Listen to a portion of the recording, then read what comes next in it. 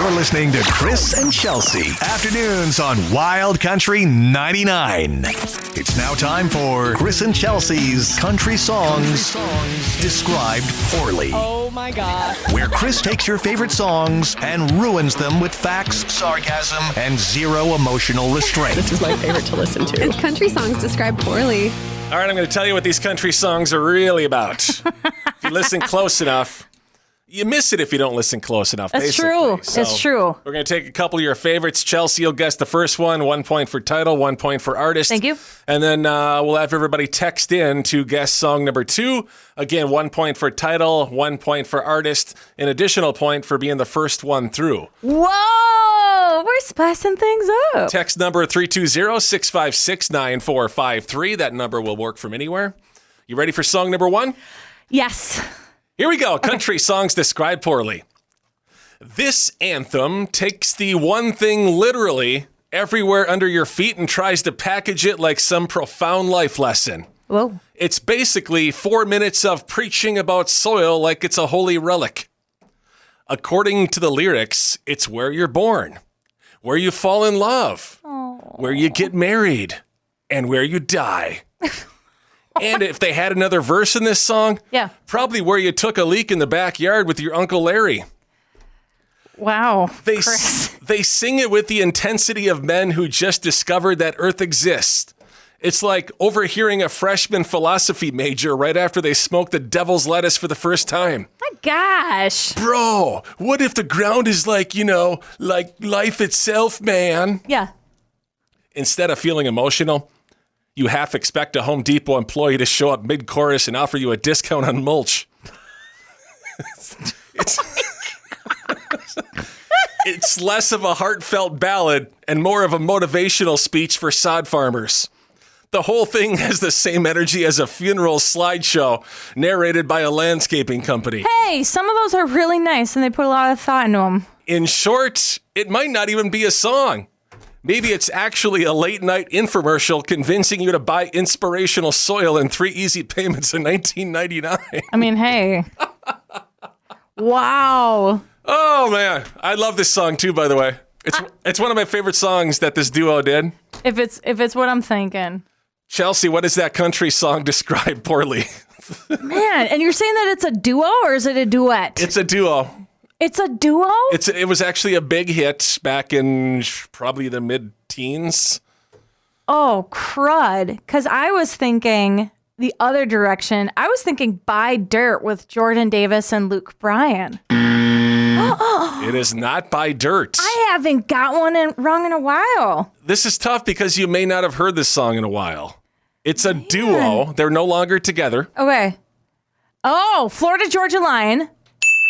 What is the song, though? Oh, crap! Can you hum it? No, I can't hum it. Well, I mean, I know you can't. Everybody right now is screaming. Oh, no! I know what it is! Oh, no! It's a single word. Dirt. Is it Florida Georgia Line and Dirt?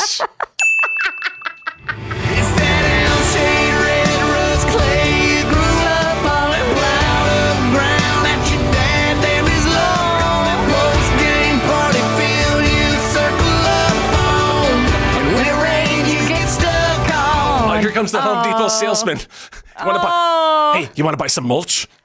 It's a good song. I forgot because after they broke up and there's all that crud and stuff, then we just haven't heard that in a while. All right, the next song, we're going back to the 90s with this one. Do I get a half point? This one should be fairly easy. First person to text in will be deemed our winner, I guess. Okay. 1 point for title, 1 point for artist. Text it when you know, 320. And a bonus point for the first one getting in. 656-9453. Here we go. Country songs described poorly. Song number 2. Okay.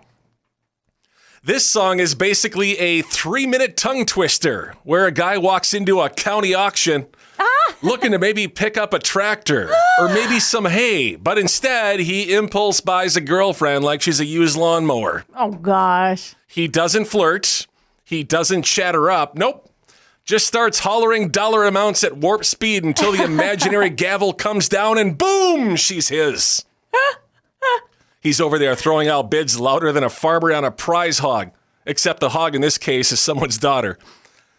The The whole thing is delivered at tongue twister speed, like he's inhaled 3 Red Bulls and decided to turn speed dating into an auctioneer's chant. Get it? All right. By the end, you're less concerned about romance and more wondering if human trafficking laws just got casually trampled in the name of country charm. In short, Chelsea, it's less of a love song and more of a cattle call with pickup lines.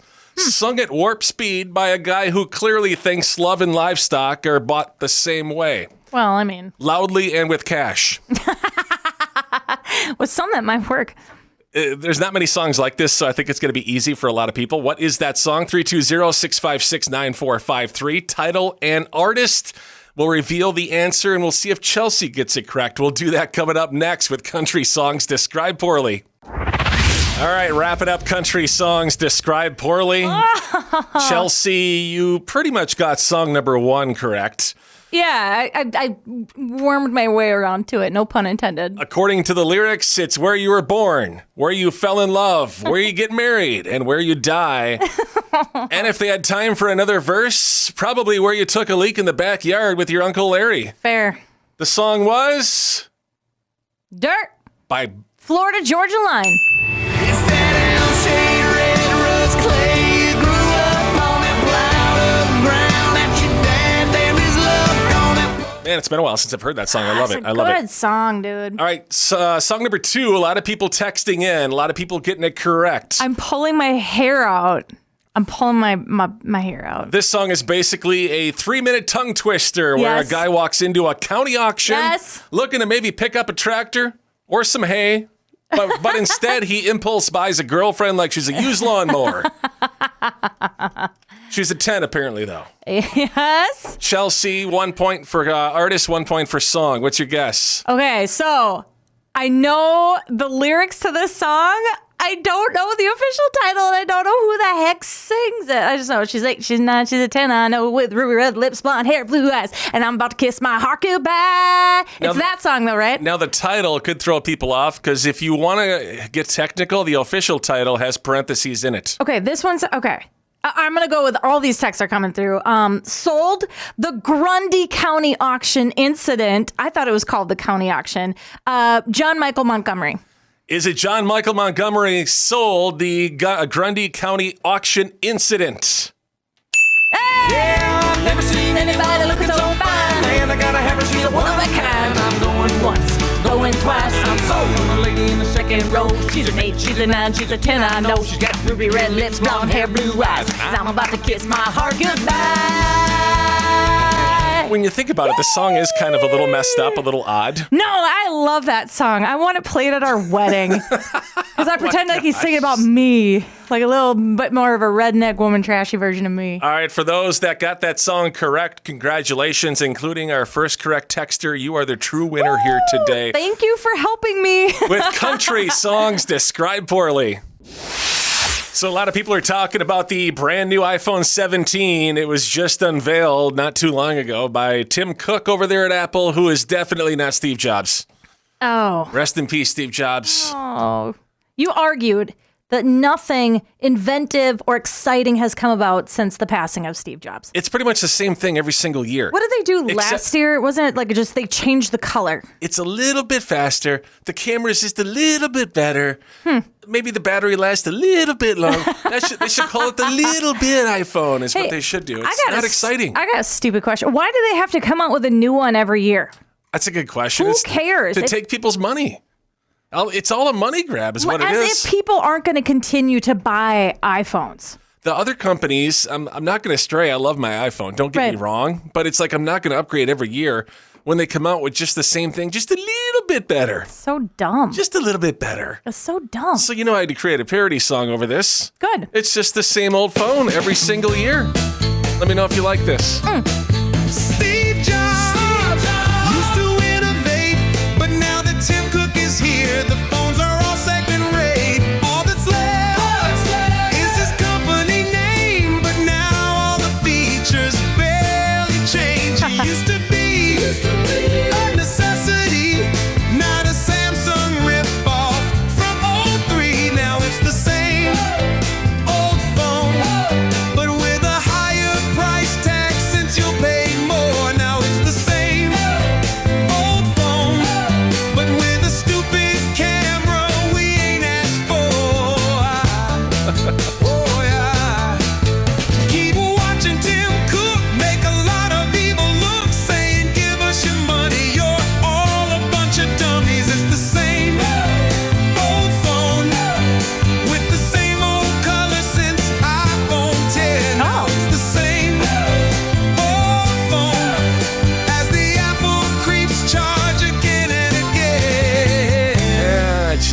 a money grab. And they raised the price. I still may upgrade. I don't know yet. I'm still deciding. Fools. They're all fools. I don't want to be left out. So the brand new iPhone 17, the announcement was made earlier today by the guy who is not Steve Jobs, Tim Cook. Yeah. Currently running Apple, making everything just a little bit better each year so you can shell out that extra $1,000. You know, it's hilarious because the ego is just crazy. When they released this, they did a whole video montage for him, of course, because they're in cutting edge technology. And then they have his face there. And he's just this bald I know. dwarf dude. Like Steve Jobs was interesting. I like Steve Jobs. He was cool, man. He was a genius. Tim Cook, Like, do something innovative. Do something totally different. Right. They have a new operating system that's going to be coming out with a new phone that everybody else is going to get to. It's supposed to make the display a little bit better. Maybe the battery lasts a little bit longer. The camera is going to be a little bit better. Hey, if they're so great, why do they always have to update all the time? Which reminds me, I don't think I've done that in a while. Their new slogan should be the Apple iPhone, just a little bit better every year. Give us your money. So we decided to hit the streets. I asked people, are you excited about the new iPhone 17 that's going to be coming out? And if so, what are you excited about? Which features? And here's what I got. I guess I'm excited because the new iPhone's gonna be thinner and I like thin things, like potato chips. I gotta get it so Tim Cook doesn't get mad at me, dude. I don't really know what's new, but I know I need it, I'm excited because this one has liquid glass or something, and it sounds wet and expensive. So I want it. I want the new one because, my old iPhone doesn't match my new iPhone case. They said this one has the best AI, and, I don't know what that is, but I'm thinking it'll do my taxes or something. I heard the new one has better cameras, and, I need the best cameras possible for pictures of my cat. I'm excited to get it because if I don't upgrade, my phone will start slowing down. That's science, bro. I'm getting it because the guy at the Genius Bar told me I should. He's a genius, I'm excited because Apple said I should be. Honestly, I don't even use my phone, dude. I just like holding the newest one so people know I'm better than them. I just like the box the new one comes in. Apple makes good boxes, I don't know, it just feels like it's time to give Apple my money again, Honestly, the box is one of the best things about it. It's just the way it's packaged is really sleek true. and cool. I kept mine. Sliding open the top of that box for the first time, it opens very slowly. All of a sudden, you look at the phone, you're like, you're never going to look like this again. Maybe that's next year's update, a cooler box. A better box, maybe. Better box. Tim Cook, are you listening right now? This is innovative stuff right here. Make the box better. And cuter colors. And just the camera a little bit better, too. Little bit better.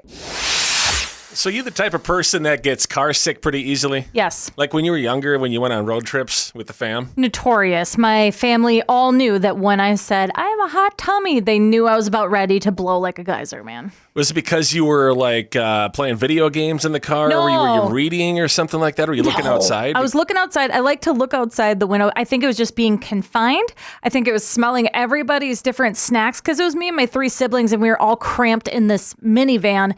And then smelling the sweaty socks when they, my brothers would kick off their shoes. Stinky boys. And then just being in motion. And then with the windows rolled up, I hated it. And I would always get sick. I had minor cases when I was younger. It's usually if I'm not looking outside, that's when I tend to get car sick and nauseous. Ooh, yeah. And then rolling down the window, cracking the window, that helps a little bit too.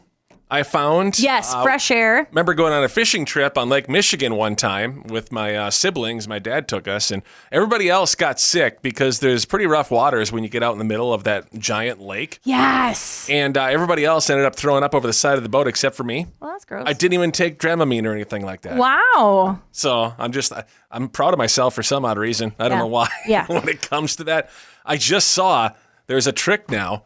If you get car sick a lot, do this in the car. It's something that you actually turn on and listen to. Oh. It'll actually help car sickness. What is this hack?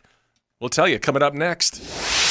So I never thought that listening to cheerful music could actually be the cure for car sickness and those that struggle with that. Like listening to our station? Country is cheerful music. Yeah. It's not I never thought that listening to music would actually help. Oh, yeah. Never really tried that when I was younger. My dad would always listen to like a AM talk station, and it always bored me to death when I was a kid. Same with my dad. It was just kind of droning, kind of humdrum. I notice when I have a couple friends who are crazy metal heads, and like I can't handle it. The screaming and the it gives me anxiety. It gives me a headache. It does. And I look at them and they're gripping the steering wheel really tight and they're getting a lot of road rage. And I'm like, can we change the station maybe? And by the way, we're not talking about like rock or classic rock. No. This is like the death metal. Yeah. It's just like, this screaming into the microphone. I want to eat your soul. I'm like, wow, can we, something nice? Yeah, put on some country. There's a time and a place for that. Usually not the car. So if you get car sick pretty easily, maybe put on some cheerful music or listen to what I just found. The next time you're on a winding road feeling car sick, don't reach for a paper bag. Crank up a cheerful tune. Music keeps you from barfing. Music keeps you from horking. It keeps you from spewing and chugging and heaving. It keeps you from tossing your cookies. And music keeps you from blowing chunks and praying to the porcelain god. Happy music, because hurling isn't harmony. So turn up the tunes to keep the chunks down. Happy music. Aww. It works. All right, so it just gets weirder and weirder when it comes to Brit. Aww. Is that what people still call her? Some do. I remember back in the day, whenever she came out with the first song, Baby Hit Me One More Time. Hit me, baby, one more time? Is that what it's called? Yeah. Anyway, I worked at Circuit City back in the day. Rest in peace, Circuit City. Gosh, when was that? 2000? It was 2000, wasn't it? It was probably late 90s, I'm guessing.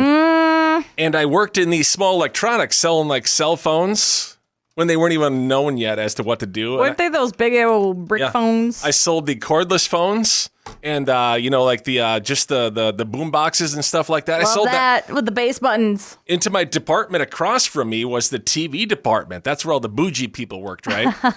They had this video feed on of just current hits, right? Yeah. That song was when I discovered her. And I was like, wow, that's a catchy song. Mm-hmm. And I was, It had nothing to do with her in a little schoolgirl outfit or playing basketball. Oh, that had a lot to do with it with young Chris over here. Oh, she knew.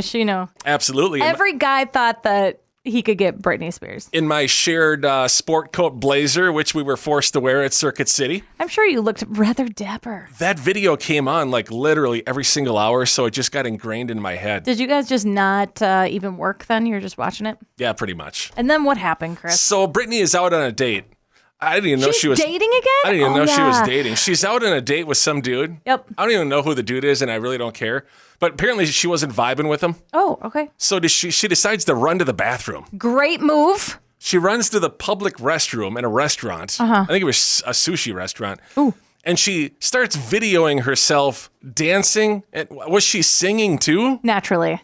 And she videoed herself, and then she flashed I think it was on Instagram. Oh, no! The cheeks came out, huh? I think she flashed, when her cheeks while not her out. date is still sitting in the restaurant. Yeah, the She's date's... just screwing around in the back. Did you imagine being him on his phone scrolling through his Instagram? He sees a video of her live. Probably thought she had some bad sashimi and she's just ralphing in the bathroom. And there she is just like doing hair flips and her crazy. Did she take chopsticks with her? I don't know. So now her friends and family are worried about her again, but she does this at least once a month or at least once a quarter. That's hilarious. Should we be worried it's Britney or not? I don't Send it, man. She can do whatever she wants. She's a national treasure. She's the princess of pop. She's been through a lot. I think she showed her butt in this video. Where, Get a girl. Who hasn't seen Britney Spears' bum? Yeah, I saw it at Circuit City back in the day when her music video.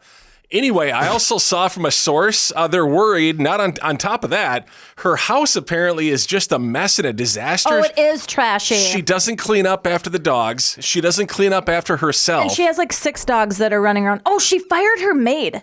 She was suspicious of her maid. For doing what? Things like saying that things were missing. Oh, her maid tried to call, not CPS, animal control. Oh, jeez. Because she was saying that Britney wasn't taking care of her dogs. Why does she need 6 dogs? Well, if I could have 6 dogs, I would have 6 No, you can barely handle 2, much less 6. What do you mean handle 2? They're just a lot of work. I can barely handle 1. That's fair. I don't want... You realize that I used to oversee 16 cats and 16 horses, right? I used to be with somebody who had about the same amount of animals in the home that I had to care for. Yeah, but she was a psycho. So. Yeah, the animals were too. Oh, but I'm just saying. They're all old. Right, let's all pray for Britney. Hopefully everything's okay after her most recent meltdown. So there's a new hack on TikTok that I saw, which piqued my interest because, I don't like spiders. I know you hate spiders, man. Spiders, snakes, and heights. What do they ever do to you? 3 big fears of mine, obviously. I just don't trust them. They're not. You look at them, and it's just like, no, there's no trust level there. You ever tried just talking to them? They just look creepy, like they're up to no good. Yeah, but like jumping spiders are really cute. Anyways, okay. So what is this? Is this to kill them or to get rid of them or to keep them from getting in your house? It will keep them from entering your home. It's a new hack. Oh, well, this I like. It's something that probably isn't going to cost a lot either, a lot less than an exterminator. Even better. We'll tell you what this hack is that everybody on TikTok seems to be talking about. We'll do that coming up next. So what is the hack that'll keep spiders from entering your home this fall and this winter? I'm curious. A lot of people probably have this in their home already. Peppermint. Oh, we grew that. Peppermint oil. Okay. Specifically, I'm not sure if that's different than just like peppermint leaves. I think they'll both do the same thing. So this is on TikTok. Household experts are recommending people spray their homes with peppermint oil. Oh, that smells really good. In order to keep spiders away this fall and this winter. The scent, apparently, this is interesting. The scent repels spiders by overwhelming their sensory receptors. So you're basically messing with their receptors. Yeah. Spiders struggle to navigate and find nesting locations when exposed to peppermint or lavender oil. Wow. They say it's simple. I don't know how much peppermint oil is. It comes in little bottles, I assume. We have some. I have some lavender oil right here in the studio. They say a 50-50 mix of water and peppermint oil should do the trick and kind of spray that, like, I guess on the baseboards or maybe. That would smell really good. I don't know how long it lasts. I think after you can't smell it, they still might because they're so tiny. Yeah. But I'd probably do it, I don't know, once a week? What about peppermint incense? Can you use that or like peppermint air fresheners, or do you think that's different? No, that's different. You'd want this. Oil is going to be a lot more concentrated, a lot stronger. Okay. Yeah. I'm just going to start spraying that on myself. Super fresh. Throughout the house. I have these. I have a diffuser next to the bed, and it has all these oils in it. Like, some people are fascinated by spiders. I just don't get it. Like, there's so many. Like, I have friends that live down south, and they put photos online when they see them outside, right, like, around their house and stuff like that. These things are giant. Some are pretty cool. I don't like a giant spider. I have held and touched tarantulas, but have you noticed? No, not really. When you're grilling and stuff, we have a peppermint plant on our patio. Mm-hmm. There have been no cobwebs on our patio all summer long. So apparently it does work. And very few bugs, not even any ants. You know, when I see their little nesting areas, those little white spots that spiders where they put the babies in there, right? Yeah, to keep them warm and safe. It freaks me out knowing if you like poke one of those, there's going to be like 1,000 little baby spiders that fly out of there. Yeah, but they're so cool because they haven't like gotten darker yet, so it's all these like crystal spiders coming out. It just coming makes me want to burn down the house. They're out there to eat all the mosquitoes. Of course they are. It's Team Mosquito Squad. And team up and kill you too. You ever seen the movie Arachnophobia?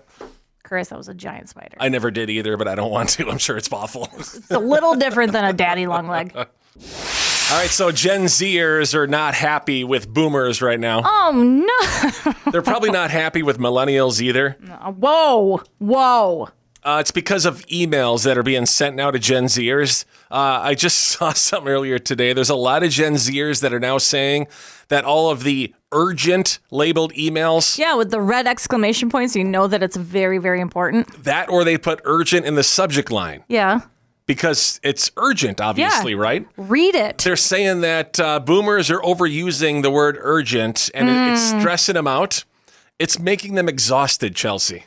Well, they kind of have a point.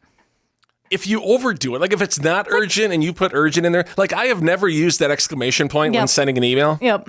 First of all, I don't know where it is and how to use it anyway. I do. And when it pops up as urgent, it's never really that urgent to me. I've done it like if we have a deadline to meet in like 2 hours, or if there's something that needs an immediate change, that's when I'll throw it on there. But I use it very rarely. Do you take them seriously, though, when you get an urgent labeled email? I do. It makes my heart palpitate. And I'm like, dang, what is that? And I click on it and I'm like, okay, either it is very serious or it could have waited. But I think the problem is people abuse the urgent setting when it comes to emails. Like, is it urgent to me or urgent to you?